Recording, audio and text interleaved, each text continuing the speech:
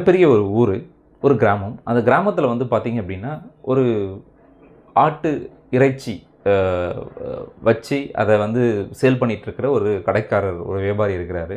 அவர் எப்பயுமே வந்து கடைய மூடப் போற டைம்ல வந்து பார்த்தீங்க அப்படின்னா, ஒரு ஒரு நபர் வந்து "முதலாளி மூளை இருக்கா?" அப்படின்னு சொல்லி அ கேட்டுட்டு போவானாம். அவர் வந்து கடை மூடுற டைம் அப்படின்றதால மூளை இல்ல அப்படின்னு சொல்லி சொல்லுவாரு. இது வந்து ரிப்பீட்டடா அவர் வந்து அவன் வந்து டெய்லி கடை மூடுற டைமே வந்து பண்றதால அவருக்கே ஒரு மன வருத்தம். நம்மள வந்து ரொம்ப கலாய்க்கிறானே அப்படின்ற மாரி ஒரு விஷயம் அவருக்குள்ள இருக்கு.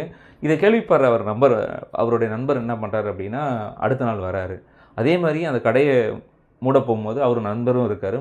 மூட போம்போது திருப்பி அதே பெர்சன் வந்து அ "முதலாளி மூளை இருக்கா?" அப்படின்னு சொல்லி கேட்குறானாம். அதுக்கு அந்த நண்பர் என்ன சொல்றாரு அப்படின்னா, "இதுவரைக்கும் இந்த கடைக்கு வந்தவங்க எல்லாத்துக்கும் மூளை இருந்தது. உனக்கு தான் மூளை இல்ல." அப்படின்னு சொல்லிட்டு அதுக்கான ஒரு ஒரு பஞ்ச் ஒண்ணு சொல்றாரு. அத கேட்டவுனே அவன் முகம் அப்படியே கொஞ்ச நேரம் உறைந்து போய் அப்படியே நிக்கிறான்.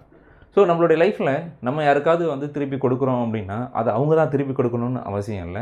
வேற யார் வேணாலும் திருப்பி கொடுக்கலாம். அதாவது நம்ம செய்ற செயல்கள், நம்ம செய்ற சொற்கள், நம்ம வந்து நல்லது செஞ்சோம் அப்படின்னா நல்லது தான் திருப்பி வரும். கெட்டது செஞ்சா கெட்டது தான் திருப்பி வரும். அது வந்து அந்த யாருக்கு குடுத்தோமோ அந்த நபரே தான் திருப்பி கொடுக்கணும்னு இல்ல. யார் வேணாலும் அதுக்கான அ இத வந்து உங்களுக்கு குடுக்கலாம்.